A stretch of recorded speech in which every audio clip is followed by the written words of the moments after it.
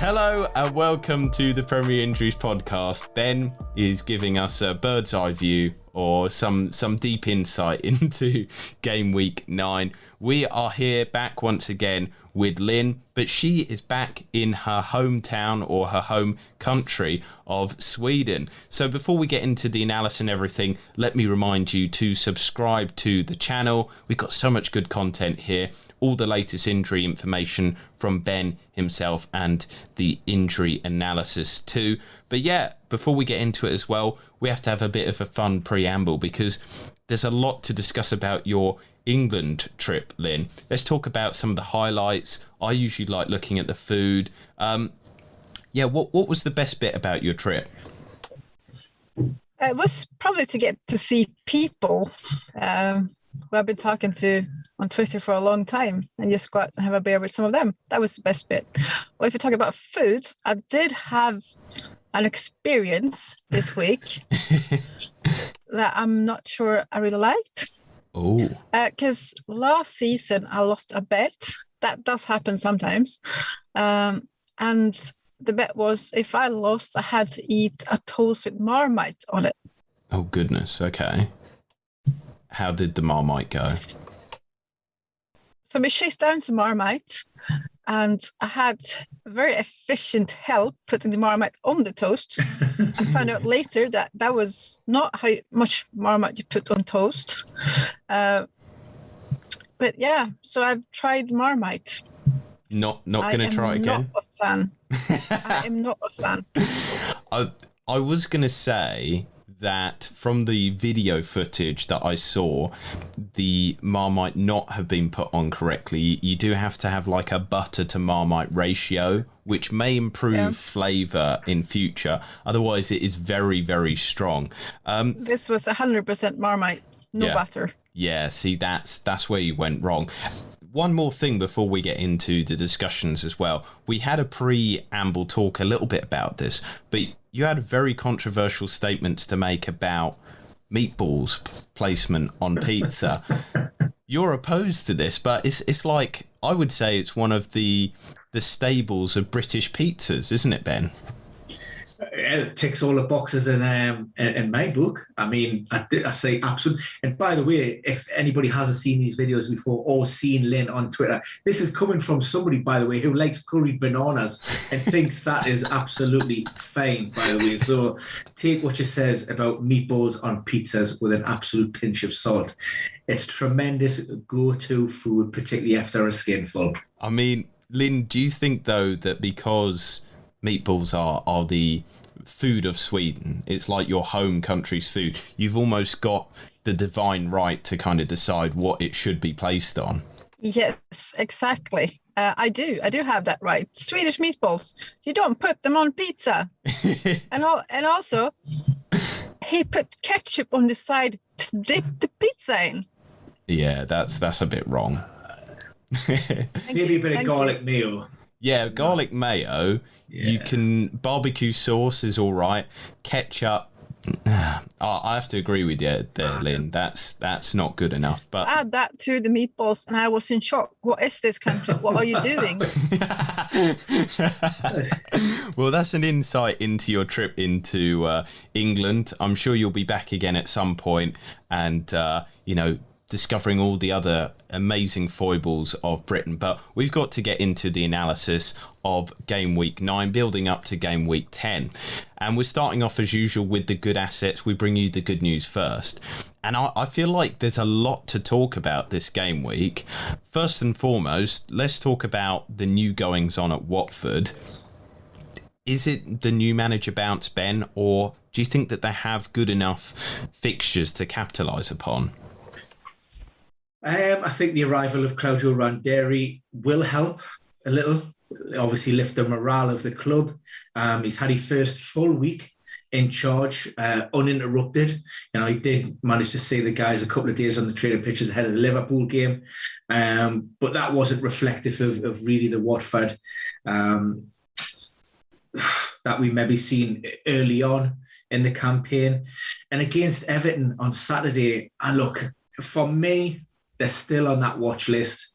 You don't quite know what you're going to get. in terms of individuals, there are some players in that team we've already spoken about many times before. Ismail Sarr being a standout player. And of course, I suppose you cannot talk about game week 9 and mention, Joshua King's hat-trick against these former players. Of course, there was that added incentive. He felt that he was maybe didn't have an opportunity to prove himself when he was at Goodison Park. I think he only had 11 minutes, if I recall correctly, during his time there. And he just wasn't given the minutes on the pitch to be able to go out and show his stuff. So that served as a timely reminder. I bet you that stuck in the throats of a few Everton supporters. And Rafa Benitez could have definitely done with somebody like him, given the fact that we've seen, obviously, Dominic Calvert-Lewin and Richarlison out in recent weeks. But look, it's a great win. Let's not look too much into that. Everton weren't great.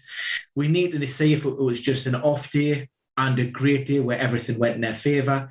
But look, you couldn't ask for anything better, given the fact that they're coming off the back of a 5-0 defeat, and they showed character going 2-1 down, to get themselves back in and then keep on playing on the front foot to get those 3 points.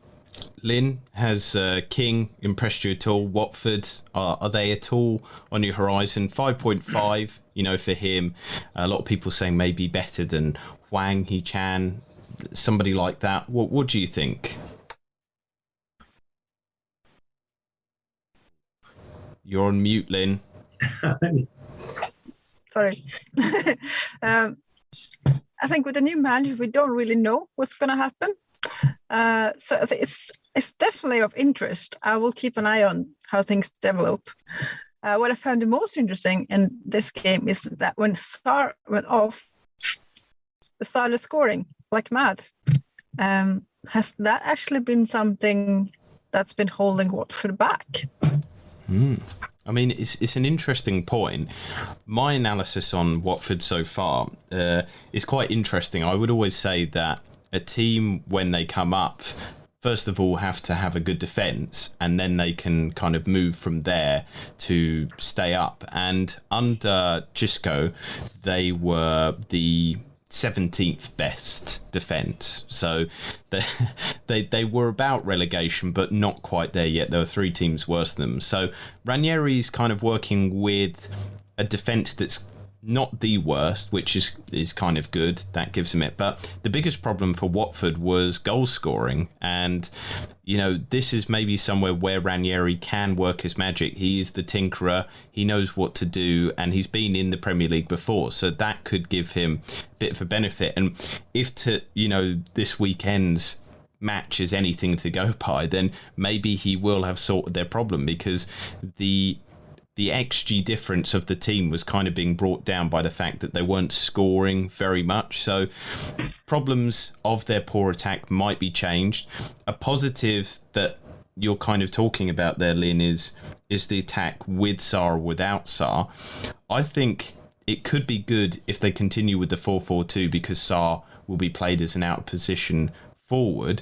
But the negative thing is if Claudio Ranieri sees, well, we've done well with him not in the side, maybe he's going to have to use Sarr a bit differently. I don't think that he won't play, because he's their talisman, but at the same time, he might not be this out position forward that we were all getting excited for. Let's move it though to...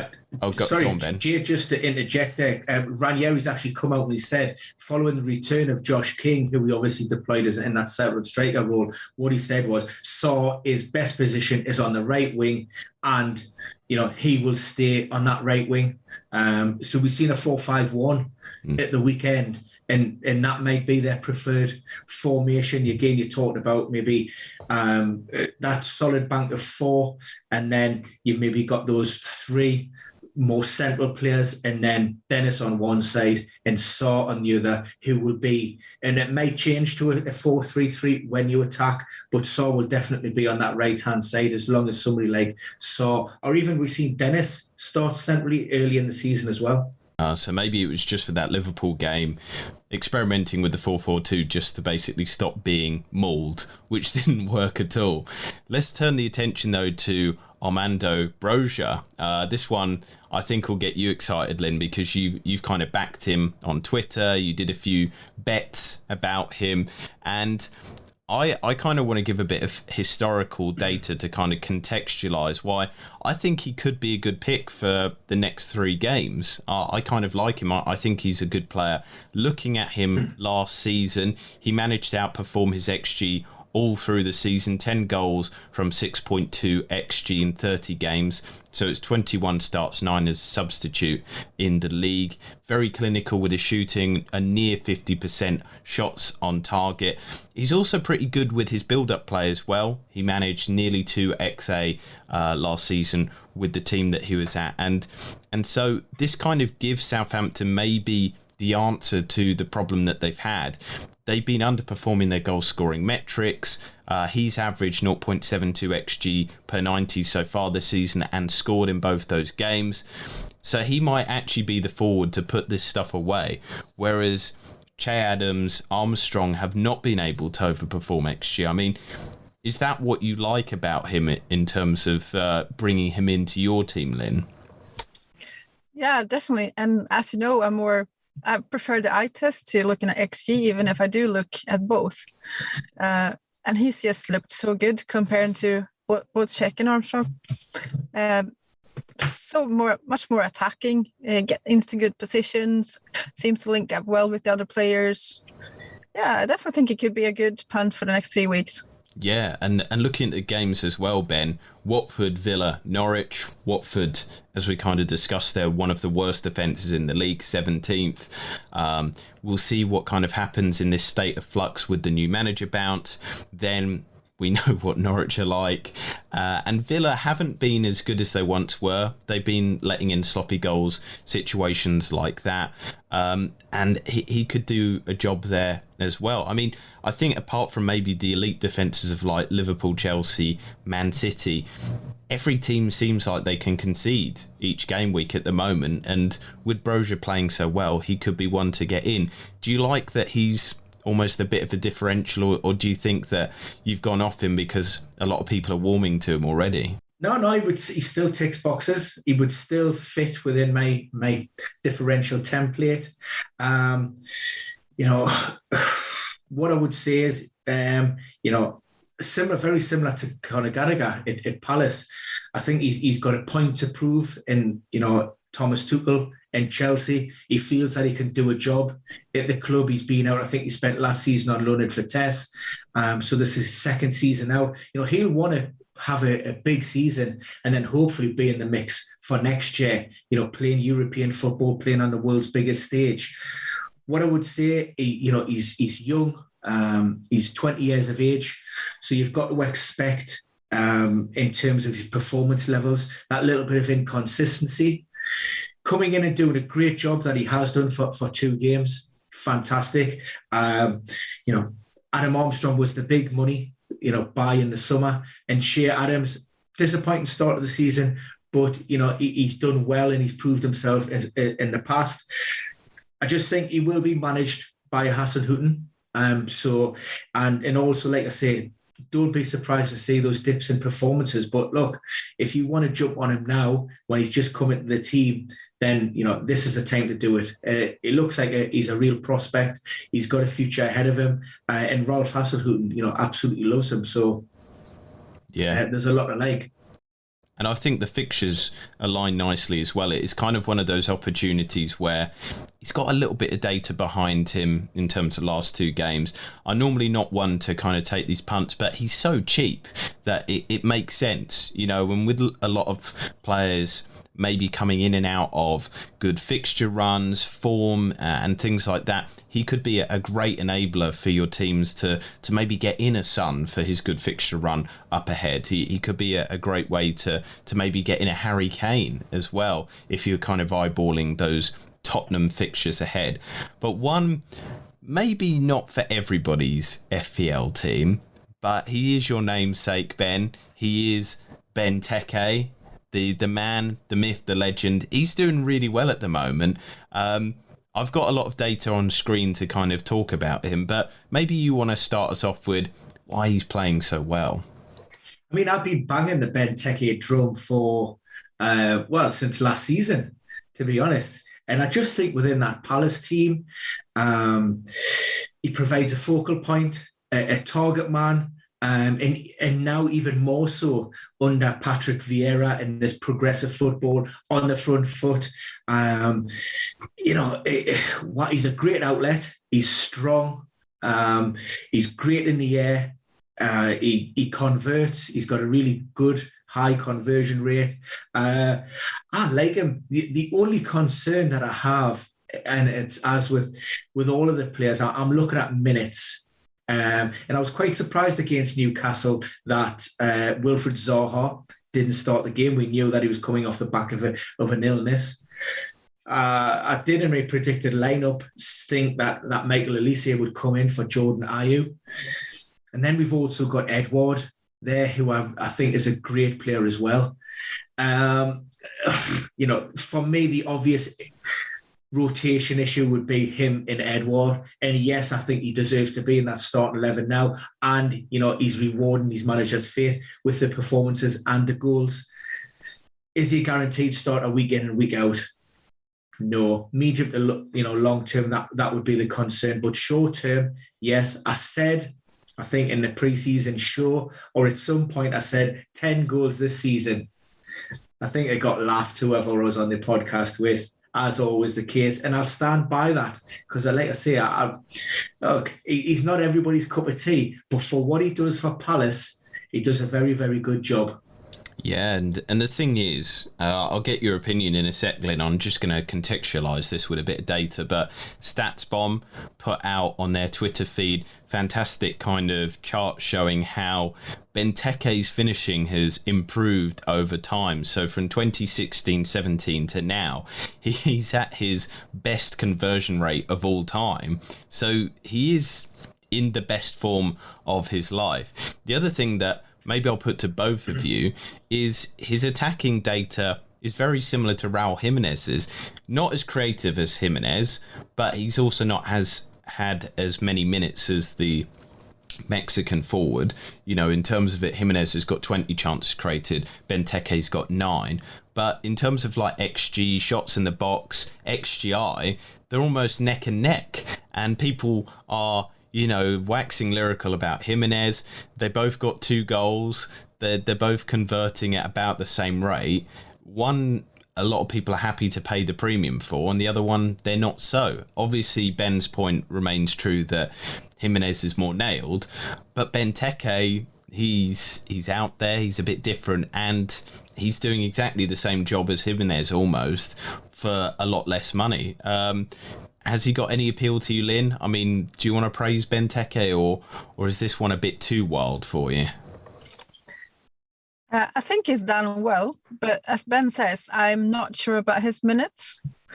Personally, I've got Edouard, and I would not like a double up. Yeah. But yeah, if you feel he's gonna play, he could be a good one for your FPL team. I just don't trust him in getting regular minutes. That's my main concern. Yeah. I thought the reason why I brought up was more of like an interesting statistical phenomenon that he's arguably at his best ever kind of goal conversion rate of, records kind of beginning kind of stuff. So it maybe not the best ever, but it is interesting. What are you going to say, Ben? I was just going to say, you're also getting a player who's coming off the back of, he's had several serious setbacks throughout his career. He had a long-standing injury with Palace. And maybe now we're just seeing maybe a Benteke who's finally had a solid pre-season under his belt. Yeah. He's producing the best metrics because he's probably in the best condition that he has been in for a long time. And they're also playing in a team where, like I say, they're going to create chances. They've got some really young, exciting prospects. I mean, people will gravitate towards Jimenez And I think you'd look back on Wolves with those rose-tinted glasses and you're thinking those first 2 seasons when they came up and they'd done really well. And I think they had back-to-back 7th place finishes. And you instantly turn your mind back to Palace and you're thinking Roy Hodgson. Yeah. And this boring, defensive, conservative approach to games.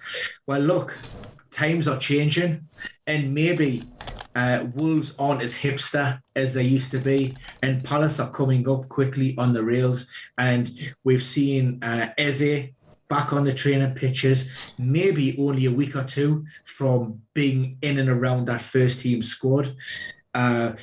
Nathan Ferguson also, look, I'll hold my hands up and say I know absolutely nothing about him, but they chased West Brom for him, and they say that he's another great young player to bolster that ranks. So along with Elise, with Zaha, with Edward, with Conor Gallagher, you've got the makings there of a really good, young, exciting attacking team, and benefit, and Benteke could prosper in that lineup.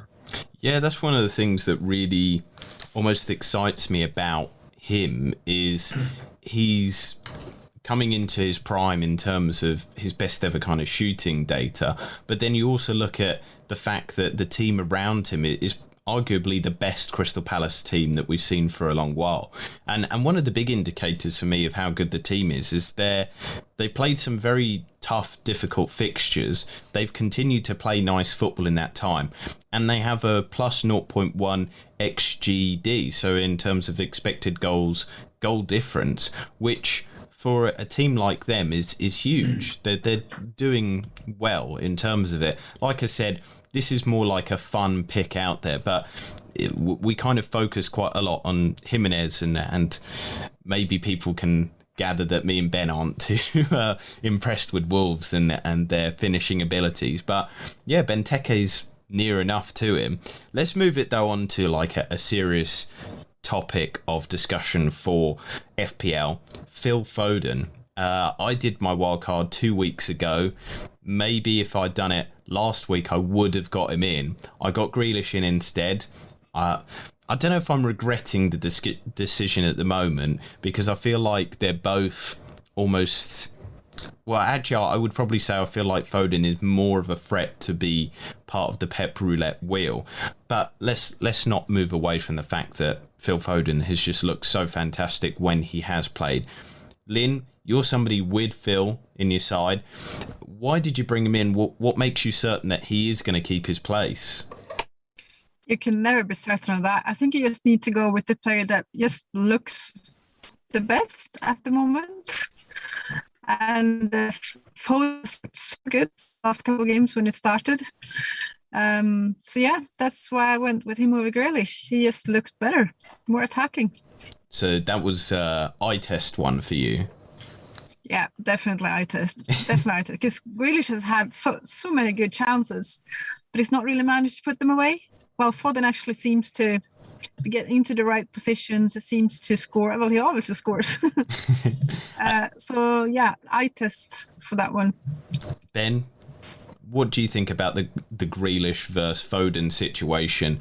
Do you feel that maybe Grealish is more nailed, but Foden is the more exciting prospect with a higher ceiling? What are your thoughts and feelings on that one? I like the out of position. I like Foden in that false nine.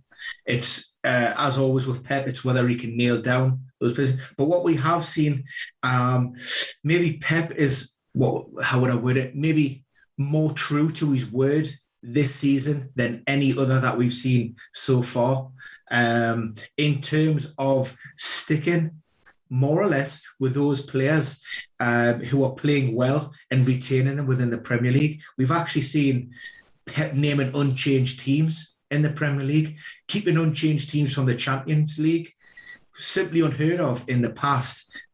So if he is going to reward players for their performances and ensure that they've got the game time, then for me, you cannot really look past Phil Foden at this point for what he's producing on the pitch. I really do like Grealish, and as a medium to long-term option, I think he's probably more nailed to get minutes over the course of the season.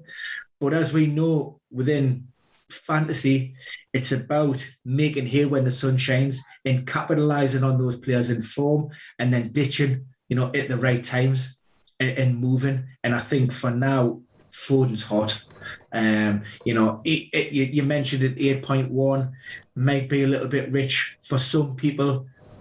But when you look at he's playing in a City team and potentially he's playing as that false line with the amount of opportunities that they're creating, then it's an absolute no-brainer for me. Yeah, I mean, I said it in previous weeks that with Grealish, his price point, it was nearly 8 in terms of it, same as Phil Foden. And people were kind of going, why would you want him as an asset because of this and this and this? But he's a nailed Grealish or nearly nailed kind of asset in one of the best teams in the league, and now Phil Foden's getting there as well. I think at that price point, a lot of people are kind of bemoaning somebody. Yes, maybe the certainty isn't there, but you've got like a near nailed asset in a fantastic City team. And just to give more data to contextualise it, last 3 game weeks in a row, obviously returns. In his last 4 game weeks since he started, being in the first 11 from the get-go, 2.62 XGI, 11 shots in the box, 3 goals, some of the best data in the league. Not up to Salah's level, of course, and we're going to get to him in just a minute, Lynn. We haven't forgotten that photo as well. I mean, he is like an ever-present god, isn't he? But in terms of Foden, he's great, and I don't know whether I should jump ship to him now, or do I play the long game and stick with him? Because there's a lot of transfers that I can do and need to do in my team. I saved transfer. I've got 2 for this week. And I feel like, is this a sideways move? Would you say it's a sideways move to get Foden instead of Grealish, Lynn? Not at all. Because... I think for City, Foden is unplayable at the moment. So even saw like a Champions League, he got 60 minutes, take him off playing Premier League. Yeah. I say get him in. He's on red hot form and City are scoring. And would you say the same, Ben? Is it a sideways move, or do you think it's actually one for the moment? No, I'm agreeing with Lynn here. Absolutely. We talk about players. I think now we're seeing a Phil Foden that I thought we would see post David Silva. Yeah. I thought we'd be seeing this Phil Foden really coming to the fore and delivering performances on a weekly basis that season immediately after David Silva left. But maybe it took a tweaking in his position. Maybe, getting rid of Aguero, pushing Gabriel Jesus out on that right-hand side, and maybe playing him as that false 9. Maybe that's the future. Or, we will see. You never quite know with Pep. But for now, in that position, then, like I say, he's an upgrade on Grealish. Foden's going to need somebody to deliver those bullets and pass it on. But ultimately, it's going to be him that's getting on the end of them and scoring those goals. Does it make you nervous, Lynn, that Ben's agreeing with you? I think we've been agreeing a lot today. It does make me a bit nervous. Oh, no. Just the meatballs, Lynn. That's all you've got to think, meatballs. Yeah, good. Thank you, Ben. Restore the parity. Yeah. I feel better now. Thanks. Meatballs. Yeah. Let's move it to Liverpool. As we mentioned there, Lynn, I mean, you've given it a bit of a model. I don't know if you want to do it again, but there he is, Mr. Mo Salah. He's there above us as the god that he is in terms of fantasy Premier League, just football in general. He's unbelievable at the moment, and I don't think you can lay enough praise upon him. Ben, Lynn, I think we're all in agreement, arguably the best player in the world at the moment. Liverpool attack is amazing. Another kind of stats bomb bit of data, like that their Twitter's fantastic, people, if you just want like a bit of nerdy data there. But what I found amazing is that Salah, Firmino, Mane have all been underperforming their XG. This is something that I've written about, talked about in other podcasts myself as well, is Liverpool have historically always had that other level of their attack, that they can consistently overperform XG. They can score wonder goals because Salah's so good, because Mane's so good, because Firmino's so good. Last season, what happened for whatever reason, but they're back. They're basically on another level now. The annoying thing is they're scoring so many goals at the moment, but who else do we bring in? It feels almost like Salah's not enough now. I've got I need some more satiation from that Liverpool team. Do we get in Jota? Do we get in Firmino? Mane, I mean, we've seen this week that he was rested, but does that almost make him more appealing because he's got rest in his legs now, so he can push on further, but he's a little bit more expensive than Kevin De Bruyne. Where do we go from here, Lynn? I think you need Trent, you need Salah, so that's 2. So you've got one spot open, and this is get the player you like, basically, because they will all score, they will all get points. For me, I really like Jota, you know that. So that he actually started this weekend, even with Firmino, tells me that he's going to keep starting. He's going to keep get minutes. Firmino is not going to take over. He will still get his minutes. Yeah. So for me, it's those 3. It's Trent, Salah, and Jota. Ben, do you have any maybe differential Dinnery kind of viewpoint? Do you think that maybe Firmino should now be in discussion points? Because last season, and I think a bit season before, he wasn't on form for, again, whatever reason. It could be psychological, whatever. There's all sorts of play with football, and people that have watched our content for long enough know that there's so many different varying factors that impact footballers. We don't need to go into that. But he has been another great finisher of shooting his shots. He's back. He's getting back to those levels where he's kind of meeting XG. He can go back to overperforming. Is he worth consideration, maybe? I've had him in this season, and unfortunately got rid of him before the hat-trick in and around that hamstring injury. I'm sitting on Salah and Trent, of course, so we don't need to go into that. It's that third Liverpool player that causes headaches.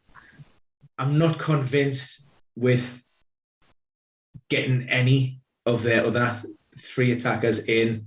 It's just too much of a heavy reliance on Liverpool. And at the minute, yeah, you're riding that crest of a wave. They're outstanding attacking wise, but what a damn squib it turns out to be if Liverpool, lo and behold, have that off day and they're blank. And I just think, that's ruined me game week. And I just go back to, I think I just need something a little bit more. I just need something a little bit more differential than not the individual, than the team. 2 is a push for me with Liverpool. And 3, look, the minutes with Jota and Firmino and Mane is just a lot of cash to tie up. And if, like I say, if the blank, it just leaves a little bad taste in my mouth. I'd rather have somebody like a De Bruyne blank, and I'd happily take that. But if I had all my eggs in one basket, then I'd probably like to share the risk just a little bit. Yeah. No, I totally get that, and it's a discussion point that we've kind of said through the season, especially with COVID as well. If there's suddenly a team outbreak or something, or a match is called off, that's another thing to factor in, something that you've said as well, Lynn. That is what we've got time for today in the good assets. Tomorrow, you can tune in for the prospects to wait on and the bad ones. We're going to be talking Tottenham, Mason Mount, Mikel Antonio, Norwich, Man United, Everton, and some injury news as well. But for now, I'm going to wish you the best of luck, and we will be back tomorrow for you. But for now, goodbye